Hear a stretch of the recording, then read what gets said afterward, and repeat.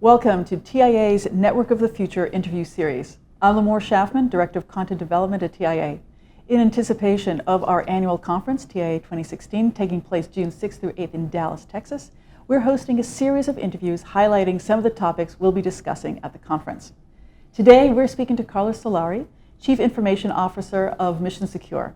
At TIA 2016, he'll be joining us on the cybersecurity track and speaking on the panel entitled The Next Wave of Cyber Threats in a Connected World. Carlos, thank you so much for joining us. My pleasure. So Carlos, you've had a long history in the cyber world, having worked in the White House, US Army, FBI, but then also Bell Labs and Alcatel-Lucent. So over the course of time, what is the evolution of cyber attacks that you've seen? When I'm asked this question, and I've run across it a few times, I like to speak of it as a series of waves. It's a way of not only giving historical context, but also kind of setting the stage for where things are going. And so I think we're familiar probably with script kiddies and that kind of attack that had to do with defacing websites. Mm-hmm. It's not that it really hasn't necessarily gone away, it's just not very impactful or consequential. So that I describe as the first wave of attacks that kind of sort of gives some kind of way of understanding those kinds of things. The second one, however, is the wave that we're in now, which is impacting IT systems, where the consequence may be to financial systems committing fraud. It could be to loss of privacy. So that kind of impact, and certainly it is tremendously impactful, consequential, hurtful even to individuals. So we're seeing things like cyberbullying is part of what you would call fits there. I don't think it's peaked. I think it's a wave that continues, and that we're going to see more kinds of attacks that start to demonstrate themselves into the economies, things that hurt the brands of companies, those kinds of things. The third wave, and the one that is really emerging, it's been occurring for a number of years, but it's emerging now in terms of moving away from the theory of what can happen to understanding what can happen, is really to what's called cyber-physical systems. Another term for it is industrial control systems, where the electricity grid is of concern. We've seen something that happened in the Ukraine recently that really took it out of the realm of this is theory to this is what can happen there, it can happen here as well. So that's a little bit of the history of what's been transpiring. And so another part of the question is, can there be a fourth wave? And I think there can be. Maybe the same kinds of attacks, but maybe more overt, more open as part of campaigns for doing even greater harm. From what you've seen, what is the most disturbing and also the most fascinating attack that you've seen thus far? I'll speak to the Ukraine one in a moment, but I won't start there. We've seen attacks happen to healthcare systems. Again, information types of attack that impacted personal identifiable information, what we call PII. Anthem, one recently that picked up was in the highlight, in the spotlight over the attack that occurred there. Really consequential, but it could get worse. But the one that I think stands out mostly, certainly to those who were impacted directly, is the attack on the Office of Personnel Management, because the repercussions of that are going to be felt to the government for many, many years, maybe at a low level, but of the kind that really undermines the ability to know whether individuals can be trusted. Because the notion of losing that information is that it's so valuable to the intelligence community, the other side of the intelligence community, those who would seek to do us harm, to compromise individuals. And that's how it begins. You end up compromising individuals to gain access inside of networks. So I think that one. And then, of course, the Ukraine one, which is speaking to this third wave of cyber physical systems, the industrial control systems, which fit into this very great concern over protecting critical infrastructures, water, dams. We even heard about something having to do with a New York dam up in New York. Fuels, oil and gas, many industries that get impacted by that kind of attack. Mm-hmm. Very disturbing. So, but now things might be becoming even more vulnerable. We're dealing with the Internet of Things, billions of devices on the edge. So great opportunity and a great challenge. What do you see happening from an attack perspective, and is there any way at all that we can actually protect the edge? When you think about the attack, I look to several factors, and they actually draw from law enforcement, interestingly. What's the motivation? What's the opportunity? And what is it that's actually the capability to actually perform these kinds of attacks? So we've seen the capabilities demonstrated in really ways that take your breath away sometimes in terms of what was being done.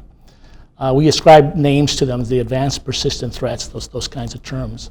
And when it comes to the Internet of Things, we're starting to sort of recognize that certainly these computing sensors that are wearable, that are embedded in every kind of system in manufacturing, automobiles and everything, the Internet of everything, if you will, makes these targets.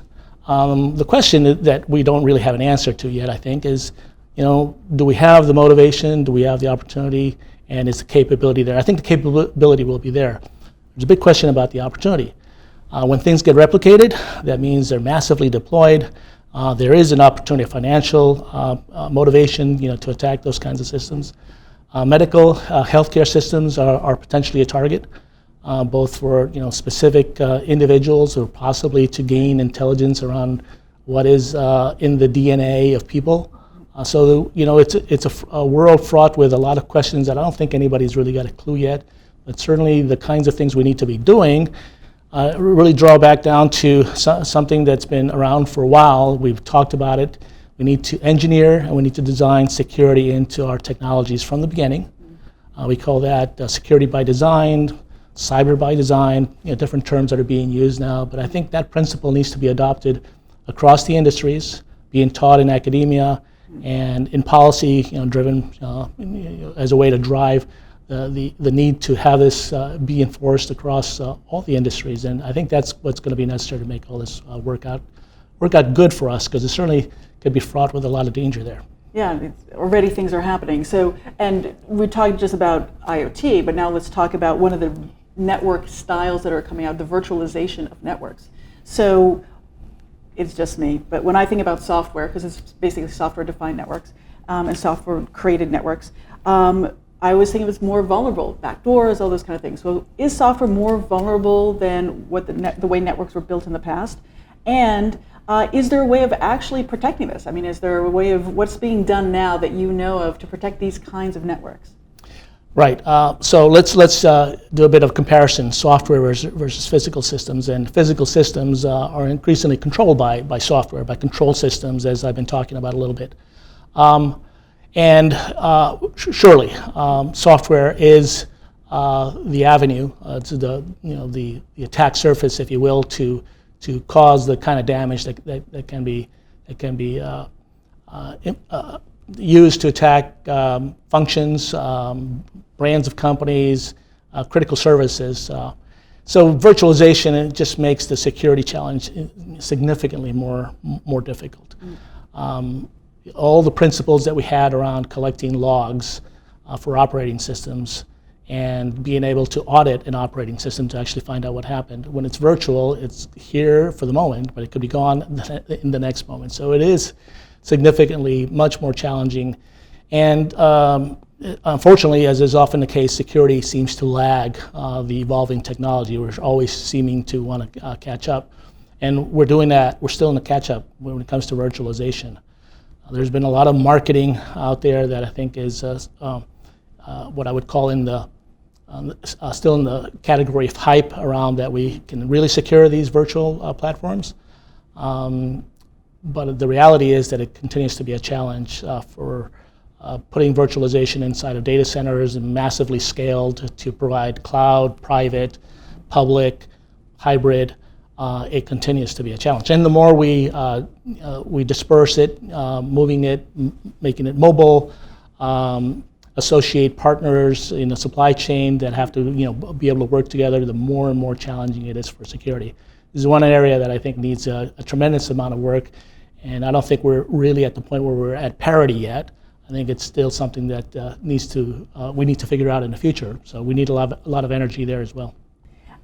So our members and the people who are going to be joining us at our conference are in fact the network developers, installers, and also the operators and the suppliers. So when they're thinking about what they have to do next for the next wave of attack, what kind of attack, what should they be thinking about? And what is the one thing that they can do, let's say today, to start protecting themselves? So maybe I'll repeat a few things that I've already talked about, and then I'll expand on that a little bit more. So there are methodologies for how you do security by design. At the software level, we call it software assurance. Pay attention to that. There are companies who are already got that lesson. In the insurance world, possibly, I think, is one where they certainly have understood that, where they're testing software and don't accept software, don't let it go live until it's been fully tested and validated that it's actually secure. So I think that's a good place to start. Second, I would say that there's an interdependency between these so telecom is absolutely interdependent with energy, and they're going to mesh together. And so all these critical infrastructures depend on each other. Energy and communications are probably the two most fundamental pieces of protecting security and making sure that these infrastructures are available, because when they're not, lives get impacted tremendously. We've seen manifestations of that in hurricanes occur down in Louisiana, earthquakes, those kinds of things. So I would say be aware of the interdependencies that exist there as well. And telecom has a place to play in all of these critical infrastructures. And then I would say that the future of how telecom plays in these industries, especially as there's more and more emphasis away from wired systems to wireless, either through the mobile carrier, through Wi-Fi, expanding into femtocells, all that sort of combination of now. Interestingly, 5G is, we're talking about it, so it's really exciting to see how that's going to change. Is important because that is the highways. That's what allows us all these other infrastructures to work and to be productive, and how they mesh together is going to be absolutely fascinating. But security by design, I think, is the place to start.